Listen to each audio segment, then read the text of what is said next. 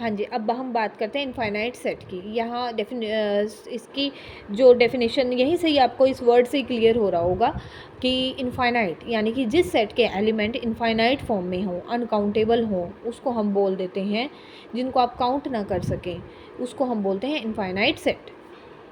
Definition देखो, if the elements of a set are infinite in number, elements अगर किसी set के infinite form में दिए गए हैं, then the set is called an infinite set. उस सेट को बोला जाता है कि वो सेट हमारा इनफाइनाइट होगा। Example, the set of all natural number, set of natural numbers यानी कि n इज इक्वल टू 1 2 3 4 5। हमें नहीं पता कि हमारी काउंटिंग कहाँ जा कर के एंड होगा उसका, तो सो ऑन या अप टू इन्फिनिट लिख दिया जाता है। तो एक बात ज़रूर ध्यान रखें कि सेट की चाहे टेबुलर फॉर्म हो या फिर उसकी आपको दी जाए सेट बिल्डर फॉर्म, दोनों ही कर्ली ब्रैकेट से स्टार्ट और क्लोज ज़रूर होनी चाहिए। ये सेट की डेफिनेशन में है, सेट की स्टेटमेंट में है। तो 1 2 3 4 5 अप टू सो ऑन, ये हमारा एक सेट होगा। कैसा होगा? Infinite set. इनफाइनाइट, इसके जो नंबर्स हैं वो इनफाइनाइट हैं, अनकाउंटेबल हैं।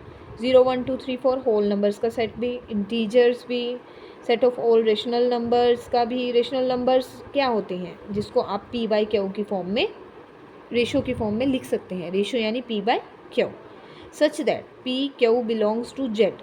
जी, यहाँ पर पी और क्यू जो है आपके पॉजिटिव नेगेटिव कुछ भी हो सकता है, लेकिन एक कंडीशन होती है कि क्यू जो है हमारा कभी भी ज़ीरो नहीं होना चाहिए, ज़ीरो नहीं होना चाहिए। अगर ज़ीरो हो जाता है तो वो आपका इनफाइनाइट बन जाता है। तो ऑल रेशनल नंबर्स, तो ये भी हमारा इनफाइनाइट है, अनकाउंटेबल है। The set of all real numbers, ये तो आप जानते हैं, रेशनल इरेशनल कितने ही, जिसमें अगर अकेला रेशनल नंबर ही एक ऐसा सेट दे रहा है जो इनफाइनाइट है, तो रेशनल प्लस इरेशनल तो है ही अनकाउंटेबल, तो ये भी हमारा infinite set. Singleton set, singleton set यानी कि जिसमें वो सेट जिसमें सिंगल एलिमेंट हो, ओनली वन एलिमेंट हो, उसको हम बोलते हैं singleton set. A set consisting only one element is called singleton set. The set A is a singleton set in which the only element is a बोल सकते हैं आप, x बोल सकते हैं, y बोल सकते हैं, यहाँ a बोला गया है। फॉर एग्जाम्पल ले लीजिए, जैसे कि a is equal to x है, a सेट में एलिमेंट x होगा, जो सिंगलटन सेट का एक एग्जाम्पल है कि वो किस तरह से होगा। x is such that x will be greater than 11 less than 13। Other condition भी है साथ में, इन एंड आ जाए तो दोनों कंडीशन को फॉलो करना है आपने।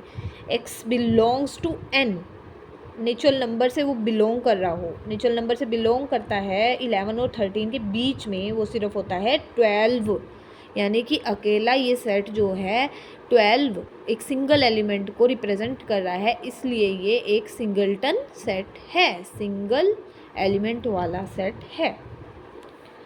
हाँ जी, अब बात करते हैं हम एम्प्टी सेट की। Empty set, null set, void set. अब ये तीनों डेफिनेशन जो हैं, तीनों वर्ड जो हैं एक ही चीज़ को शो कर रहे हैं। एम्प्टी यानी खाली, जो सेट बिल्कुल खाली हो, कोई एलिमेंट ना हो। नल यानी कि बिल्कुल एम्प्टी, बिल्कुल खाली, वो भी। वॉइड भी खाली को रिप्रेजेंट करता है। A set consisting of no element is called an empty, null और void set and is denoted. इसका सिंबल जो होता है बच्चों, ये ध्यान रखना है आपने, यहाँ पर बच्चे मिस्टेक करते हैं। इसका सिंबल होता है फाई और बाय एम्प्टी। या तो आप कर्ली ब्रैकेट में कोई भी एलिमेंट ना डालिए, एम्प्टी सेट हो गया वो, ठीक है, वो भी एम्प्टी सेट हो गया। या फिर अगर आपको रिप्रेजेंट करना है तो उसको एक फाई से रिप्रेजेंट कर सकते हो। यहाँ पर जो बच्चे मिस्टेक करते हैं वो मैं आपको बताना चाहती हूँ। बच्चे क्या करते हैं, यहाँ पर जो फाई है अगर एम्प्टी सेट को रिप्रेजेंट करने लग रहे हैं तो वो क्या करते हैं, कर्ली ब्रैकेट में ऐसे फाई को ऐसे रिप्रेजेंट कर देते हैं। जब कर्ली ब्रैकेट के आप अंदर किसी को रख रहे हो तो वो एक एलिमेंट बन जाता है, ठीक है, वो एम्प्टी सेट नहीं है, ठीक है, ये एम्प्टी सेट नहीं है, ये नल सेट को रिप्रेजेंट नहीं कर रहा, is not equal to null set. Phi यहाँ पर एक एलिमेंट को रिप्रेजेंट कर रहा है।